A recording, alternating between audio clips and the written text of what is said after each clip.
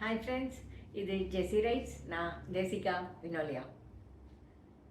வாழ்க்கை எப்போவுமே ரெண்டாவது சான்ஸ் நமக்கு தரும் அப்படின்னு எந்த நம்பிக்கையும் கிடையாது, எந்த கேரண்டியும் கிடையாது. இதை நீங்கள் என்னைக்காவது ரியலைஸ் பண்ணியிருக்கீங்களா? அடிக்கடி நம்ம சொல்கிறோம், சரி பரவாயில்ல, இன்னொரு தடவை பார்த்துக்கலாம் அப்படின்னு. நாம் முயற்சி பண்ணி அது தோற்று போய் இன்னொரு தடவை நம்ம முயற்சி பண்ணுறது தப்பு கிடையாது. ஆனால் கிடைத்த வாய்ப்பை சரியாக உபயோகிக்காமல் அடுத்த தடவை பார்த்துக்கலாம் அப்படின்னு விடுறது ரொம்ப ரொம்ப தப்பு. ஏன்னா அடுத்த தடவைன்னு ஒன்று இருக்குங்கிற கேரண்டியே கிடையாது. எனக்கு தெரிஞ்ச ஒரு பையன், அவன் காலேஜ் எக்ஸாமில் ஃபஸ்ட் இயரில் எக்கச்சக்க அரியர். அந்த வீட்டில் இருந்தவங்க எல்லாரும் அவனை ரொம்ப திட்டினாங்க. நீ உனக்காக நாங்கள் எவ்வளோ கஷ்டப்பட்டு காசு கட்டினோம், நீ இந்த மாதிரி இத்தனை அரியரை வச்சுருக்கிய அப்படின்னு. உடனே அவன் சொன்னான், நான் இன்னும் இத்தனை வருஷம் அதே காலேஜில் தான் படிக்க போகிறேன், அதெல்லாம் எழுதிக்குவேன் நான் அரியரை அப்படின்னு அவன் சொல்லிட்டான். உண்மையில் அவன் நல்லா படிக்கக்கூடிய பையன்தான். காலேஜுக்கு போனதும் அந்த பசங்களோட சேர்ந்து ரொம்ப ஃப்ரீ ஆகி ஊர் சுற்றுறதா அப்படி இப்படின்னு போய் அவனுடைய கான்சன்ட்ரேஷன் வேறு எங்கேயோ போயிடுச்சு. இப்போ படிக்கலைன்னா பரவாயில்ல, இன்னும் இத்தனை வருஷம் இருக்குது, அதுக்குள்ளே நம்ம மேக்கப் பண்ணிக்கலாம் அப்படிங்கிற மைண்ட் செட்டை அவனுக்குள்ளே வந்துடுச்சு. இதுதான் அவன் ஃபெயில் ஆகிறதுக்கு காரணம். ஆனால் அவன் லைஃப் என்ன ஆச்சு தெரியுமா? அடுத்த வருஷத்தில் அவங்க அப்பா ரொம்ப சுகமில்லாமல் போய் இறந்து போனான்.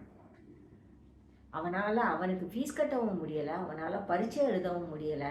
கடைசியில் அவன் காலேஜ் ட்ராப் அவுட் ஆனான். நான் ரொம்ப வருத்தப்பட்டேன் அந்த பையனுக்காக. கிடைச்ச வாய்ப்பை இந்த மாதிரி அவன் மிஸ் பண்ணிட்டானே அப்படின்னு.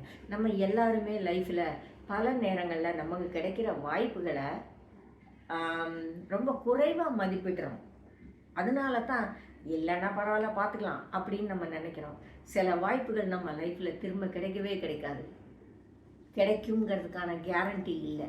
ஆகையினால எந்த வாய்ப்பு உங்களுக்கு கிடைச்சாலும் அதை தயவு செஞ்சு உங்களுடைய முழு முயற்சியோடையும் நீங்கள் வேலை செய்யறதுக்கு பாருங்கள், அதை வெற்றியாக ஆக்கிறதுக்கு பாருங்கள். ஏன்னா நமக்காக யாரும் வேலை செய்ய மாட்டாங்க, நம்ம தான் வேலை செஞ்சாலும். நாம் தோற்று போனால் சிரிக்கிறதுக்கு 4 பேர் இருப்பாங்க, ஆனால் நமக்கு உதவியாக வர்றதுக்கு யாருமே இருக்க மாட்டாங்க. எல்லாரும் சொல்லுவாங்க, அதனால என்ன, இப்போ என்ன அடுத்த தடவை பார்த்துக்கோ அப்படின்னு சொல்லிட்டு போயிடுவாங்க. அடுத்தாப்புல ஒரு வாய்ப்பை அவங்க கொண்டு வந்து கொடுக்க மாட்டாங்க. நாம் தான் அடுத்த வாய்ப்பை உருவாக்க வேண்டிய நிலைமையில் இருப்போம். இன்னொரு வாய்ப்பை உருவாக்குறதுங்கிறது அவ்வளோ ஈஸியான விஷயம் இல்லை இல்லையா?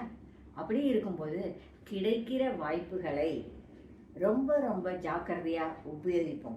அது நமக்கு கிடைச்ச வேலையாக இருந்தாலும் சரி, நமக்கு கிடைச்ச பணமாக இருந்தாலும் சரி, நம்முடைய திறமைகளாக இருந்தாலும் சரி, இன்டர்வியூவாக இருந்தாலும் சரி, வாழ்க்கையாக இருந்தாலும் சரி, எதுவாக இருந்தாலும் சரி, நமக்கு கிடைத்த வாய்ப்புகளை முடிஞ்ச வரைக்கும் நல்ல விதமாக பாசிட்டிவாக உபயோகிக்கவும் அதிலிருந்து வெற்றியை அறுவடை செய்து கொள்ளவும் நாம் பார்ப்போம். வாய்ப்புகளுக்காக நம்ம அடுத்தடுத்து கிடைக்குங்கிற நம்பிக்கையோட கையில் இருக்கிறத இழந்துட வேண்டாம். அப்படி இழந்தோம்னா இன்னொரு வாய்ப்பு நமக்கு கிடைக்குங்கிறதுக்கு எந்த கேரண்டியும் இல்லை. அதை நம்ம மனசில் வச்சுக்குவோம். தோற்று போகிறது ரொம்ப ஈஸி, திரும்ப ஜெயிக்கிறதுக்கு ஒரு வாய்ப்பு உங்களுக்கு கிடைக்குமா அப்படிங்கிறது சந்தேகம்தான். ஆகையினால தோற்று போகலாம், தப்பில்லைன்னு நீங்கள் நினச்சிங்கன்னா தோற்று போயே வாழ்க்கையே நீங்கள் நடத்த முடியுமா அப்படின்னு நீங்கள் திட்டம் பண்ணிக்கோங்க. அதுக்கான ஒரு பிளானும் உங்களுக்கு இருக்கணும் இல்லையா? இன்னொரு வாய்ப்பு நாம் நினைக்கிற மாதிரியெல்லாம் கிடைக்காது இல்லையா?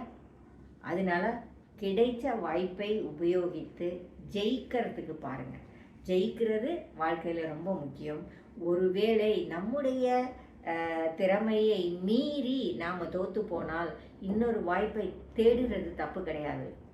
கிடைக்கிற வாய்ப்பை இழந்து விட்டு இன்னொரு வாய்ப்புக்காக காத்திருக்கிறது முட்டாள்தனம் இல்லையா? ஆகையினால கிடைக்கிற வாய்ப்புகளை எப்போவுமே வாழ்க்கையில் மிஸ் பண்ணாது.